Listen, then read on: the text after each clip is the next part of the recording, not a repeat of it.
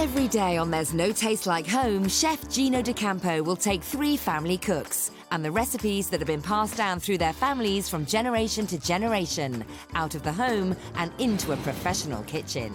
Come on, let's get cooking. Yes, chef. Together, they'll serve up their treasured dishes to paying customers, and the winning dish, judged by Gino, will be added to the restaurant's menu for a month. Remember, this is your great-grandmother's recipes. To prove That there's no taste like home. on today's show, a hearty beef stew that was born out of World War II rationing. It reminds me very, very much of my nana doing the dish, us all sitting down around the table, us all eating it. Proper family times. A 200-year-old Caribbean fish dish that has travelled over 5,000 miles. Jamaican cooking is spicy, just like me. And a classic northern recipe for comfort food, passed down through 3 generations. Right, now time for the secret ingredient. It just brings out beefy flavours in anything.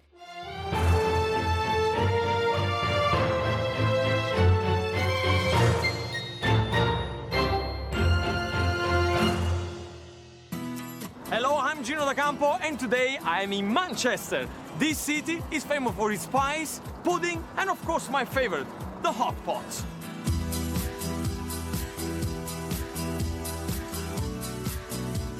Manchester was at the heart of Britain's Industrial Revolution, where hard-working people were fueled by honest, hardy home cooking. And today I'm here to discover the history behind the home dishes of 3 local cooks. I found 3 delicious recipes with over 300 years of knowledge passed down through generations, and I can't wait to find out the stories behind the recipes.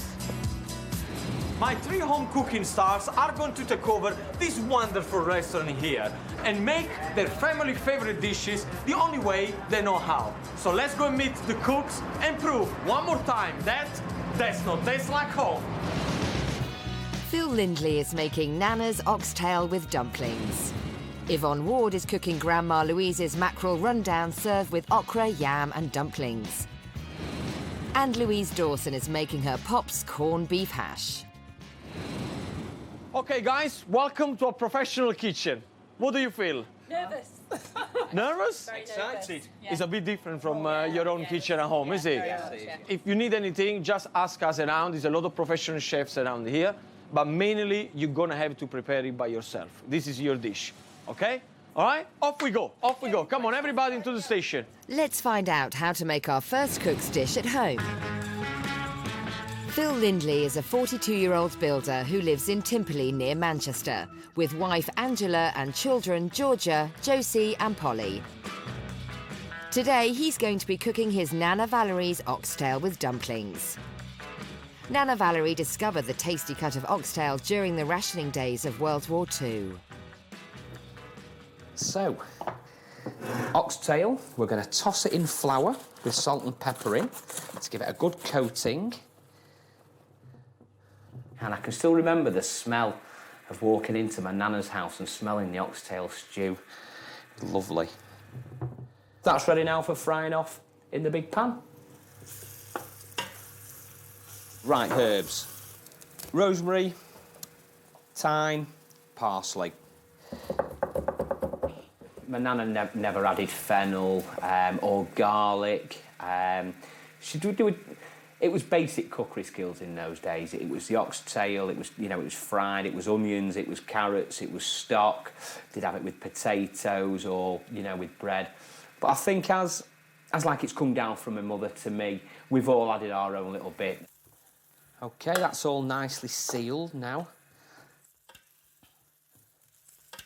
Onions, fennel, garlic. Flavours are superb. Now we've got the secret ingredients. Juniper berries, small handful of fennel seeds. Right, secret ingredient number 2, the anchovies. They won't stay whole, they will actually totally break down. We've not got loads of oil swimming around in it. It's pretty much been taken up by the onions, the herbs, the fennel. Now, I always use the scissors for cutting up my chillies. It saves you getting the chilli on your fingers, and burning your eyes. The chilli just gives it just a little bit of a nip at the end. Again, it's one of those things you don't have to put in if you don't want to. I like it. I'd have chillies with everything if I could. Let's get the oxtail back in. Right, final parts of this stage is a bit of red plonk. Doesn't have to be anything very expensive. A patio sipper, as they call it. 2 beef stock cubes and 1 chicken stock cube. If it's just all beef stock going in there, again, I think it can become a little bit overpowering. In go the carrots. Lid back on. And now we're ready to go into the oven. So there we go. So that's in the oven now for 2.5 hours, 3 hours. 2 packets of dumpling mix. Makes roughly 12 to 14 good-sized dumplings. That's what we finished the dish off, so I'm going to mix these up in a minute. In fact, I've never actually done dumplings from fresh. I always use packet because they are so good. Right, we're ready for the dumplings to go into the dish. 15 to 20 minutes, we'll check them. They should be ready. Away we go.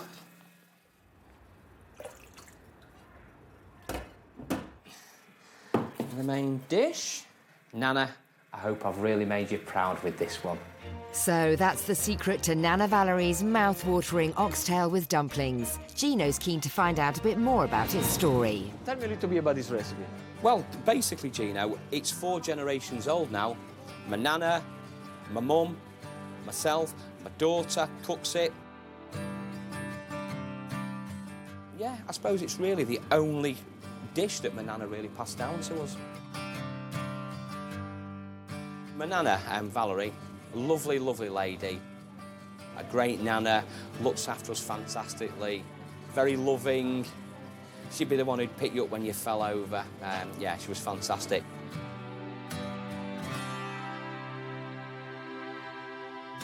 My Uncle Bob used to work at Smithfield Market, which is a very famous market in Manchester. Okay. If he worked on a Saturday morning, they would give them a cut of meat. But it wasn't an expensive cut of meat, it was a cheap cut of meat. So it might have been oxtail, it might have been pig's trotters, it might have been tongue. So he always used to get oxtail, used to bring it back, and then my nana used to do the oxtail stew. It reminds me very, very much of staying at my nana's house. She lived in the back of the house. Uncle Bob and Auntie Nell in the front. My nana doing the dish. My mum and dad turn up to pick us up, us all sitting down around the table, us all eating it. Proper family times, basically. Such a beautiful thing, isn't it? Because you remember this thing about family. Yeah. What would it mean to you and to your family to have a dish on a restaurant menu? I would be the proudest man in Manchester. Your family, how would they feel? I think there'd be a lot of pride there. A lot of pride. I'm going to show you how to make now the perfect dumpling, okay? Okay. The base of the dumpling is very easy. Self-raising flour. Yeah. Okay, I got 200 grams here. Okay. And then you're going to use these sweets. Right. Sweets has to be always half of the measurement of the flour. So if this is 200 grams, 100 grams. this is 100 grams. Okay. Very simply, what you want to do, you put in there, okay? With a tablespoon, you start to mix. A pinch of salt.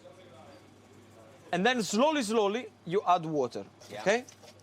So you mix everything together until you get the consistency that is hard enough that you can start to work with your hands. And what's going to happen with the suet, they're going to make this dumpling very, very fluffy. Right. Which is going to be absolutely amazing. Can you see? Mix everything together, okay? Like this. Then what you want to do, just put a little bit of flour around, start to move it. And when you feel that it's not sticking to your hand, so that means it's ready. Now, at this point, okay, put some flour into your hand like this. Yeah. Okay, move it. And then very simply, you just start to roll them. Don't roll them, don't make them too tight. Okay, Yeah, because otherwise you're going to lose the fluffiness. And then it's done. Perfect. Look at that. And this is, my friend, is how you make perfect dumpling, okay? No more packets. Never again. No more packets, It's not gonna perfect happen. dumpling. Look at that. That was so easy. It's never going to happen again. As Phil gets to work chopping onions, he has lofty ambitions for his Nana's oxtail. I want people to love my dish, and I want it to be on the table of every household across the country. We have still got 2 more cooks to come, so please don't go away. Coming up, a recipe that spans 2 centuries and has travelled nearly 5,000 miles. It does remind me of home. It reminds me of that sunshine as you wake early in the morning and the sun rises. Can you imagine that? Now is when we're going to start to get serious. And our 3 home cooks take on service in a professional kitchen. How long for the oxtail? 1 minute, chef. 3 mackerel. Okay, chef. 2 beef. Yes, chef. Now's the tough bit. Service.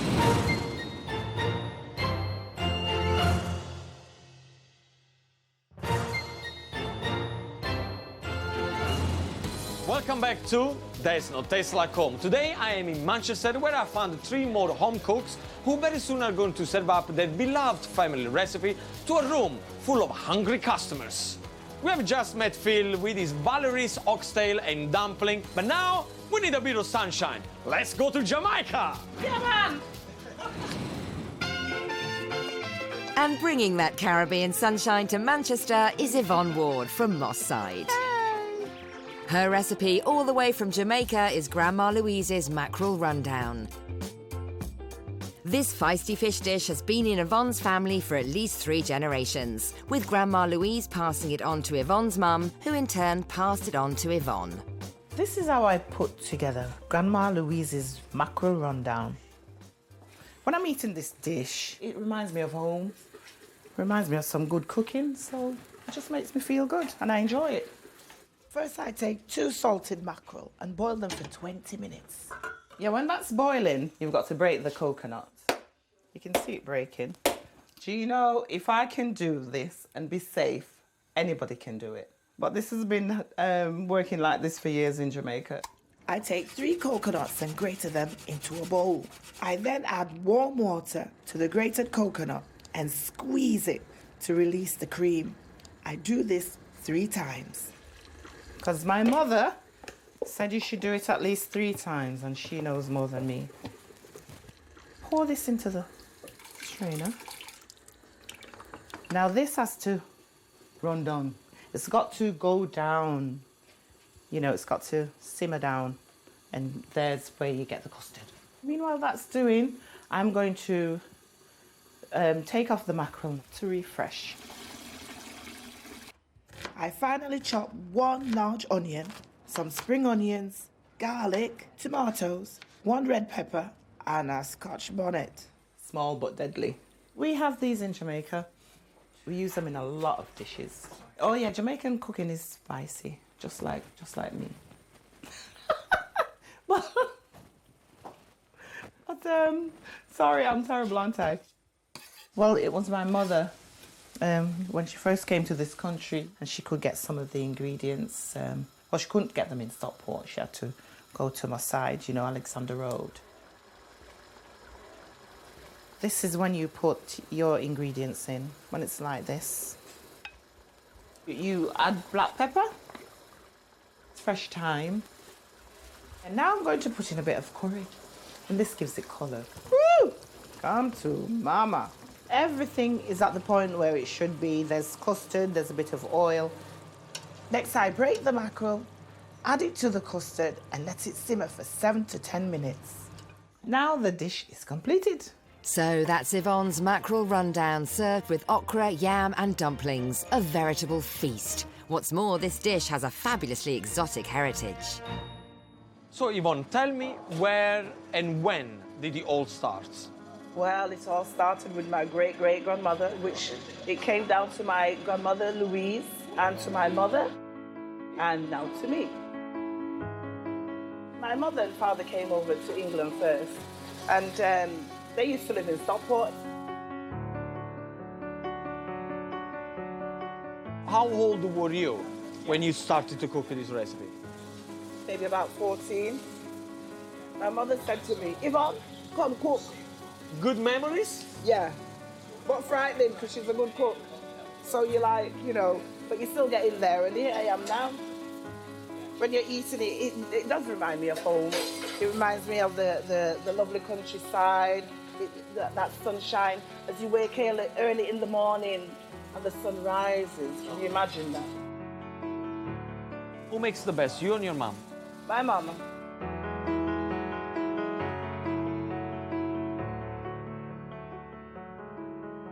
A lot of people can cook, Gino, but there's a taste. I'm not being funny, my mum's a good cook. There are a lot of good cooks. I think it's the but heart. But she's the heart, definitely, definitely. It's how much heart do you put into the food? And look at what she's done to me. I can see a beautiful woman there. I can see a beautiful woman. Now, tell me, what would it mean to you and to your family to win today? For me, it's good to be making it here. I don't have to win. If I win, I'm really not looking at the winning. I'm looking at just showing this dish. So, Yvonne, tell me, why are we using salted mackerel and not fresh mackerel?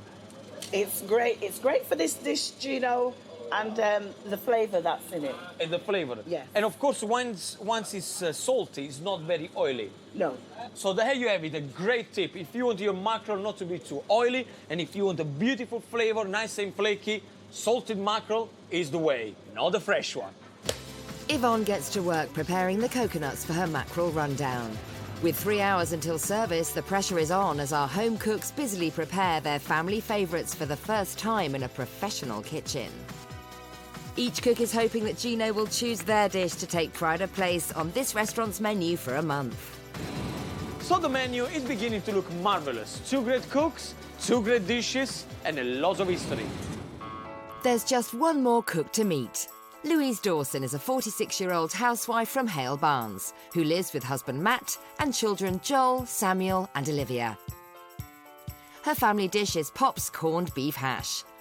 This classic northern recipe spans 4 generations of Louise's family and was first made by her great-grandparents in the early 1900s. It's just something, as a family, we've always done. My dad used to cook it for us, hence it's called Pop's corned beef hash, which is what my children call him. They don't call him Grandpa or Grandad, they call him Pops. First, I peel and chop Maris Piper potatoes and carrots, chop 2 onions, rustic, that's my phrase for it, rustic.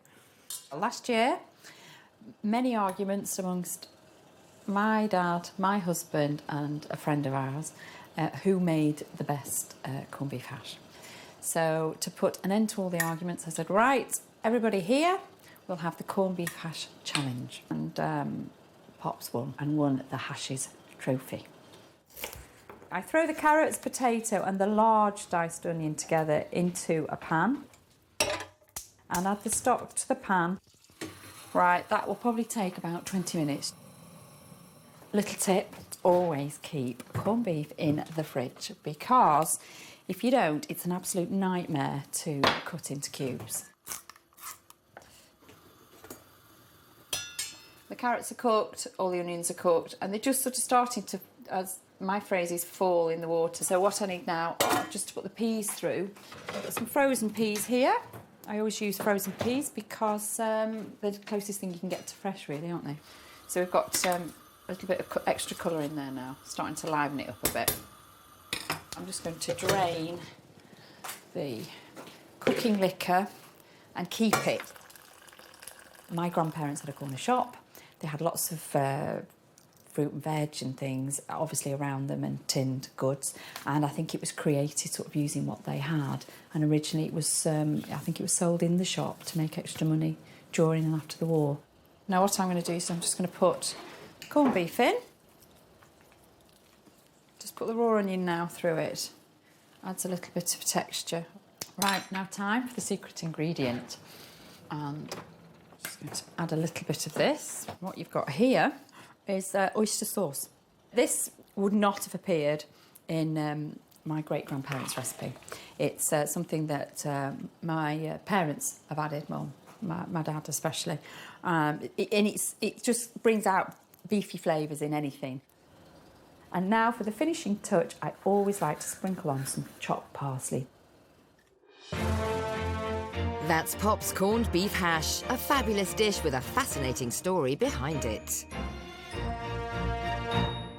Tell me a little bit about the dish. Tell me, where did it all start? Started early 1900s with my great-grandparents, Charles and May, and continued through the family. We feel It originated as a beef hash. Okay. You know, fresh beef. Fresh beef. But during the war and post-war rations and shortages, the thing most people had got was a tin of corned beef. Corned beef apparently was served to soldiers right through from, I think, the First World War, Yes. Second World War, and literally it was only sort of decommissioned, as it were, in 2009, would you believe? So it's part of army rations. Now, consequently, my grandfather, my mother's father, who was during the Second World War, he was part of the Normandy landings. What's and his what name have you. was? Reg. Grandpa Reg. He would not eat corned beef. You try and give him this dish, you would give him this dish, no way, not happening.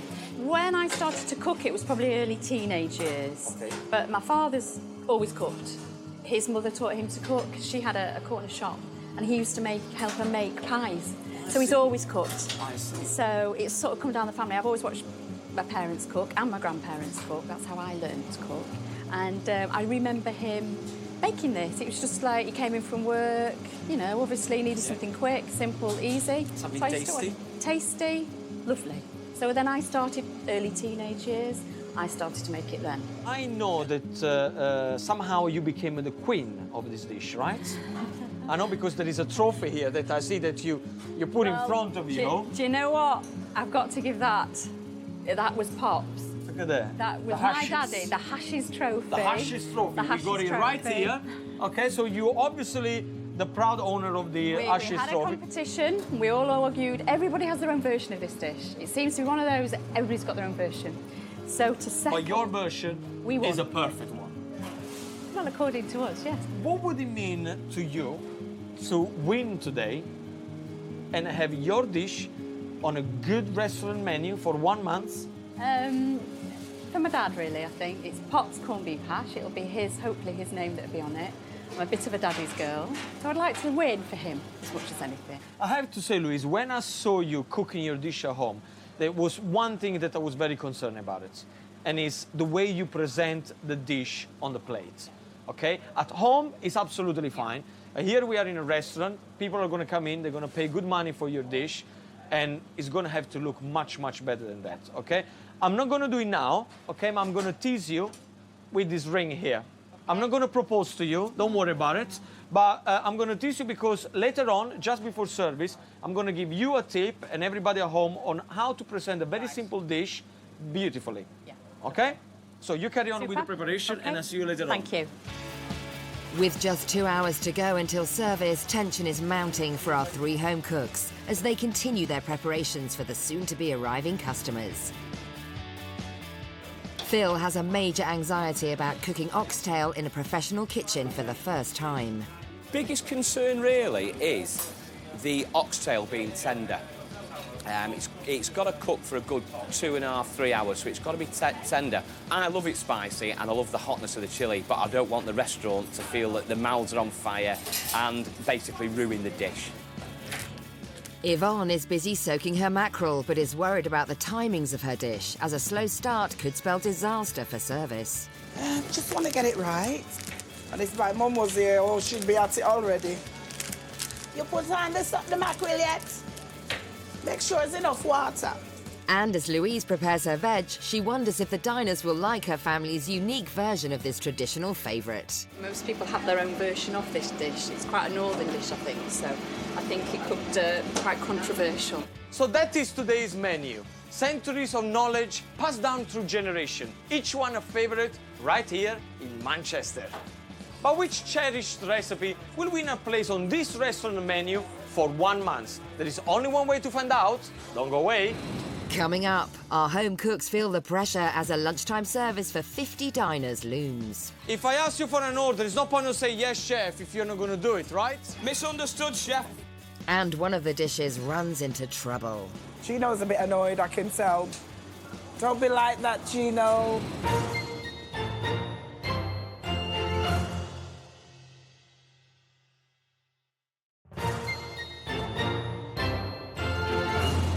Welcome back to There's No Taste Like Home. Today I am in Manchester, a cultural hot pot of cuisine. Very soon this trendy restaurant is going to be full of paying customers, all eager to try some good home-cooked food. In the kitchen, we have 3 home cooks who are preparing their beloved family recipes. But only one can be today's winner, so let's remind ourselves what's on the menu. Phil Lindley is cooking his Nana Valerie's oxtail with dumplings. This dish owes its origins to a time of real hardship and rationing during World War II. I can still remember the smell of walking into my nana's house and smelling the oxtail stew. Lovely. Yvonne Ward is making Jamaican mackerel rundown, served with okra, yam and dumplings, a dish which has travelled nearly 5,000 miles. It reminds me of home. Oh yeah, Jamaican cooking is spicy, just like me. And Louise Dawson is making her Pop's corned beef hash, a firm northern favourite spanning 3 generations and over 100 years. My grandparents had a corner shop. They had lots of fruit and veg and things, obviously around them, and tinned goods. And I think it was created sort of using what they had.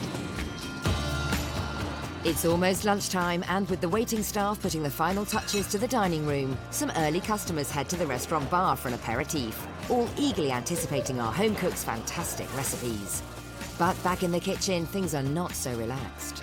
Normally cooking for 4 or 5, suddenly I'm cooking for 20, everything's quadrupled, it's big portions. Feeling good, yeah, the mackerel's ready. I shake it instead of stirring it, because if you shake it, it keeps the mackerel whole instead of breaking it up. We like it looking nice. What's happening here? What are you preparing, a batter? I'm making my dumplings, but I've over-egged the pudding, really. I put a little bit too much water in. You're making dumplings. So what's going to happen now? We're going to chuck that away and we're going to start We're again. going to chuck it away, we're going to start again. Yeah, that's what we're going to do. Okay, see, this is what's happened. You've been smiling all the way through. I'm Mr. Cool, I know everything is fine, everything is perfect. Look at that. Dumpling completely ruined it. Come on, come on. Gino, This is flavor, the famous salted... The rondong. The rondong, the famous salted mackerel. Mackerel rondong, man. Okay. It tastes good, you say. You want to? Nice, so there is no...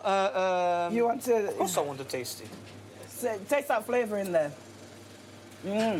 Not too salty. yeah. Should have a little so when it goes into in the rondong, it just runs together. Moisture perfectly enough. And you know what I like? Not too flavour. oily. Yeah. Not too oily, so Yeah. you really get the flavors Yeah. out of it. Lovely. Louise, what's happening here? Just dicing up some corned beef. It doesn't look at Dicing you, my all corned beef. I'm prepared, all dear. prepared. Neat and tidy. Neat inside. I like your little things there because, look, what Louise is doing is she's putting a damp cloth all on top of her vegetable, which is a very beautiful tip, so it keeps all nice and fresh. Your potato are in water, Yes. so that means they're So not they going to go discolor. Your preparation with the onion. Yeah. See, that is what it's all about, guys, at home. If you have everything prepared, then when it's time to cooking, bang, bang, bang, it's done. Is this your corned beef? It is the corned beef, yes. Is it good? Can I try? Of course you can. I like when it's fried. Yeah. Oh, well. It's not bad. All right, it's not bad. Oh, good. Nice one.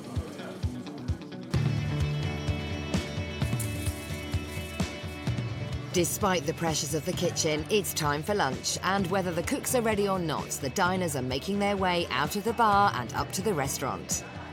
With such a fabulous array of dishes, the customers will have a difficult choice to make, so our 3 home cooks will really have to impress them. So how are you feeling? Nervous. But you should feel nervous, because let me tell you why. Now is when we're going to start to get serious, okay? The paying customer are out there, okay? So the restaurant is getting filled as we speaking. Before we start service, which is going to be about in 10 minutes time, what I want you to do is go back to your station, okay? Prepare one of the dishes just exactly the same way you would prepare for the diner. Because I need to see it, I need to taste it, I need to judge how does it look like. Because if I don't like it, it's going to go back because your dish has to be perfect, okay? Yes, Chef. So back to your station, and I need this dish ready here in 5 minutes, okay? Yes, chef. Yes, chef. Yes, chef. Good. By the end of lunch service, Gino will award one dish the honour of being on this restaurant's menu for a month.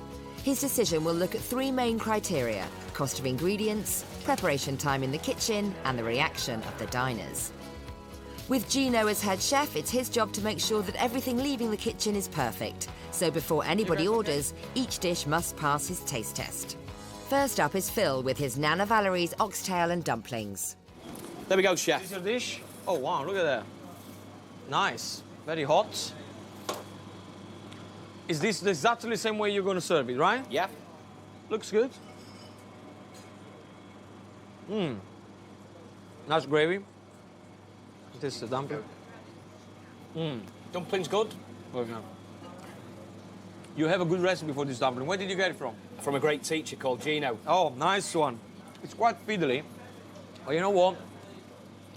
It's absolutely gorgeous. Very, very nice. Next, Yvonne's mackerel rundown with okra, yam and dumplings. Wow, look at that. That's fantastic. Tell me a little bit about the dish as I'm trying it. Yeah, that's dumpling made with white flour and cornmeal flour. It's very firm. Very hard. It is not like the English dumpling. Okay. But it goes with the dish. Are you sure that they will understand your You need a harder fork. dumpling? Well, food, let's try it. Very firm. Yeah? Very firm. This? Okra, Okay, I love okra. al dente. And that's the mackerel rundown. Careful with the bones. Oh, wow. Yeah? The flavors are unbelievable. Yeah. Well presented. And the yam. Yeah, yam is great. Oh, yeah. Well, we just have to tell the waiter, okay, then to tell the customer that just in case Yeah, there's bones the bones, inside. definitely. That's Okay. the only thing with the dish. the Well done. bones. Good dish. Bring it back to you. Thank you. And finally, it's Louise's turn with her Pop's corned beef hash. Okay. What do you think about the... what it looks like? Rustic. Rustic? Rustic. To me, the way you present it, it looks like what I would give it to my cats. Okay, chef. Into a bowl, Yes. okay? With everything is mixed in there and it's not going to be good for a restaurant. I will eat this at my house or perhaps at your house, Yeah. okay? And I will be very, very happy. But these people here, they're paying good money for this dish, Yes. so we're going to have to do more than that. Okay. So let me show you how very simply we can make this dish look absolutely beautiful, okay? So first of all, we get ourselves a cooking ring. Have you got one of these at home? Do, yes, chef. Yes? Okay, good. Now, I got some red cabbage here.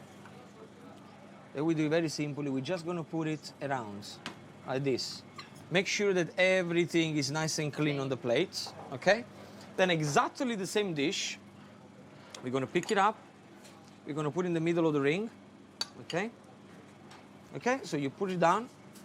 You press it. Don't press it too much. Okay. Remember, I still want to get the texture. Then look what I'm going to do. Because I know that sometimes you serve this dish at home with brown sauce, right? That's right, yeah. Now, with the brown sauce, what we're going to do is very simple, okay? Yes. We are going to dedicate this one to Pops. And to do that, we're going to do this. Look.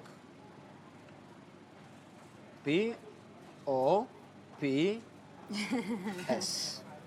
Okay? Right, brilliant. Then we're going to lift it up. Yeah. We're going to put your little garnish on the top here. Brilliant. What do you think about that? Beautiful. Thanks, Ciao. chef.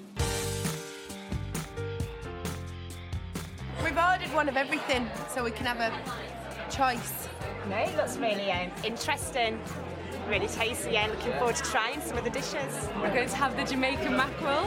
I think it looks really interesting. I'm not actually decided. Because I can't decide. Probably the mackerel or the corned beef hash. With all three dishes passing muster, it's time for service to begin. The service, the way it's going to happen is very, very simple. All the plates, we're going to serve them from here. So I want all the plates on this pass here on my left, okay? When I call your dish, the only thing I want to hear is yes, Gino, or yes, chef, whatever you want to do it. Understand? Yes, Gino. Yes, chef. Yeah? Because it's important that you reply to me, because otherwise, what's going to happen? I don't know that you got the information that you need. So you understood? Yes, chef. Valerie's oxtail stew with dumplings, please. Jamaican mackerel, please. Pops corned beef hash, please. Okay, guys, listen to me. I need 2 oxtail, 1 mackerel, 1 beef. Yes, chef. Well, let's the service begin. 1 mackerel, 2 oxtail, 2 mackerel, 1 beef. Yes, chef. It's like a pressure cooker. Make sure that the plates are clean before you give it to me. How long for the oxtail? 1 minute, chef. I'm trying Gino's tip. He's made it Okay, one quite beef, difficult. one mackerel. Yes, chef. How long for the mackerel? Come in, chef. Hey, look at the plate underneath. Look at the plate underneath. Nice one, look at that. Well done. Well done. Thank you, chef. Finally, Gino is happy and allows the dishes to make their way out of the kitchen. Looks really nice. I love the pops, really sweet added touch because I'd forgotten about that and that made me smile. And yeah, looking forward to tucking in. It looks absolutely delicious and I'm looking forward to trying a recipe that's been handed down through the generations. I'm pumped for the oxtail and yeah, it looks good. Presentation's nice and I think I'm going to enjoy it. Well, I have to say, we just started 2 tables in and it looks quite good. Yes! Gino may be happy, but in the confusion of service, Louise has lost track of how many dishes she has to prepare. 2 corned beef, please. Louise, did you understand what I said? I did, chef. Yes, 2 chef. more, yeah? After this one. Do you know how many you got in total? Yes, chef. How many? 4, chef. No. 3, chef. No. Try again. 2, chef. No. Higher. Higher. Sorry, chef. 5 you got in total. 5. While the cooks crack on, Gino heads front of house to meet a very special diner who has lent his name to one of the dishes. It's Louise's Pops. Really well. Yeah, Louise, she's doing really, really... Have you tried it yet? Not yet. Come on, try 1 bite. I want to see what you think. I've got to make sure it's to standard. You tell me. Yeah, that's good. Yeah? She's done you proud? She's done me proud. But, front of house, Gino has noticed something rather alarming about Yvonne's dish. Yvonne? Yvonne? Sorry, I was in the dining room and I see some of your dishes going out with loads of food on it. I know. How many portions have you got left? There's only about 5. 5? Yeah. 5 portions left? I put too much fish on the plate. Your dish is very popular. What am I going to tell to these people now? We have no fish whatsoever. Remember, this is not a home where you want to feed everybody with big portions. This is the Jamaican thing. I'm sorry. I made a mistake. Can you squeeze 6 out of this? Yeah. You sure? I'm going to try. I'm going to have to. That's a good start. Don't be like that, Gino. Yvonne? Yes, chef? I've just told everybody there is no more fish left, yeah? There's a So few make left. sure I go at least 5 for these orders. I'm just going to have to go with what's left, I'm afraid. Gino's a bit annoyed, I can tell. Yvonne's mackerel rundown has just become mackerel run out. And with now only 2 cooks serving at full capacity, Phil is really starting to feel the pressure. 1 more oxtail. Phil? 1 minute, chef. It can't be 1 minute, man. You can't serve 1 here and then 1 minute after you're going to serve me the second one. If I ask you for an order, it's no point to say yes, chef, if you're not going to do it, right? Misunderstood, chef. Phil, what's happened to your beautiful smile? I'm under pressure, chef. Thankfully, service is now well underway and the food seems to be going down well with the diners. This is the corned beef hash. It's delicious. Yeah, very nice actually. The bread and the dumpling was really good to go with the sauce. Just tasted the mackerel and it's delicious, so I'm going to tuck into the rest of it soon. Okay, guys, we have 3 tables. Okay, listen to me very careful. 8 corned beef. Yes, chef. 5 oxtail. Yes, chef. Phil, Chef. the best 5 oxtail that you ever prepared in your life, please. Okay. You know what, my 3 cooks in the kitchen here, they really done their family proud. All 3 have been absolutely fantastic, but which one is going to make it on the menu? Coming up. The winner of There's No Taste Like Home is...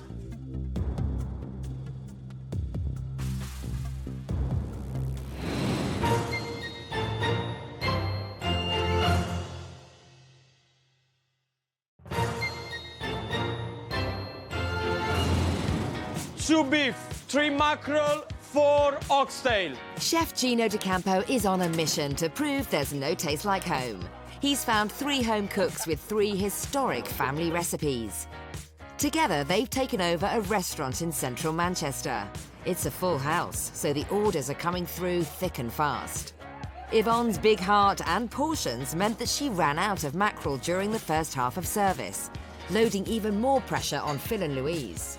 You're not under pressure by any chance, are you? No. Very, very hot. Need to drink lots and lots of water. Are you happy, Phil? Yeah. It's nearly the end of service and the cooks are all hoping Gino will choose their dish as the winner and secure a place on the restaurant's menu for a month. Okay, guys, the last order for corned beef for oxtail. Yes, chef. You got about 20 seconds and I need these dishes here, yeah? Yeah. Yes, chef. Come on, guys. Make sure that all the portions are the same. Come on. Plate. Give me another plate. 26. Louise, don't worry, I will clean your plates. Thank you, chef. Okay, guys, stop whatever you're doing and come here. It's over! Well, yes! Are you okay? Yeah. I'm worn out. You're not crying, are you? No. Even if you did shout at me. Oh, they're supposed to shout, so your dish is great. Yeah, How do you feel? How do you feel? It's been nice. It's been very nice. I'm glad for the experience.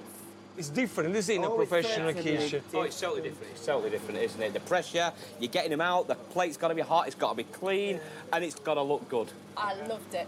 You loved it? I loved it. You want more abuse? Well, you can come in this kitchen. I don't mind abuse. Service is finished and our cooks have done all they can to secure their dish a place on the restaurant's menu for a month. It's now up to the diners, the restaurant's head chef and manager to help Gino make his difficult decision. Had the oxtail, good sort of hearty winter stews, excellent. Yeah, really nice, really tasty. I had the mackerel rundown. The sauce was very nice. Like, you just wanted to tear off your bread, dip it in the sauce and eat the bread. I had the Pops corned beef hash. It was really nice. And it was like the perfect size for a lunch and things, and the presentation was gorgeous. Well, they seem to have enjoyed them, but which dish will Gino pick? Will it be Phil's Nana Valerie's oxtail and dumplings, a hearty dish that originated during World War II rationing? I would be the proudest man in Manchester. I would be proud, and yeah, I want to win today. Or Yvonne's Jamaican mackerel rundown, served with okra, yam and dumplings, an exotic dish that has travelled nearly 5,000 miles, spanning 3 generations of Yvonne's family. I'm really not looking at the winning. I'm looking at just showing this dish. Or will it be Louise's Pops corned beef hash, a dish that spans 3 generations and over 100 years, a firm favourite in Lancashire? For my dad, really, I think. It's Pop's corned beef hash. It'll be hopefully his name that'll be on it. I'm a bit of a daddy's girl, so I'd like to win for him as much as anything. So, guys, did you enjoy your food? Yes! Was it good? Yes! Well, let's welcome our 3 home cooks. Come on, come here, guys.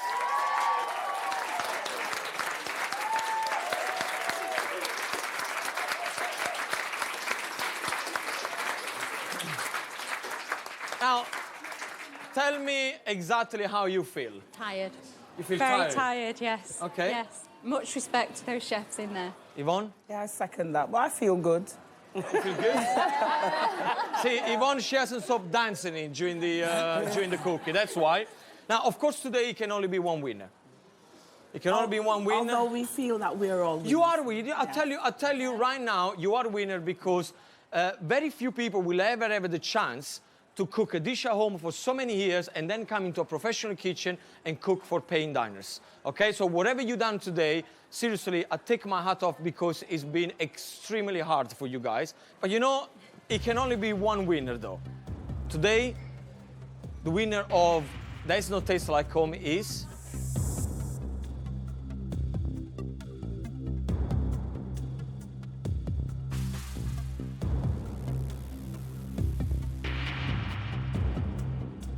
Phil Oxtail.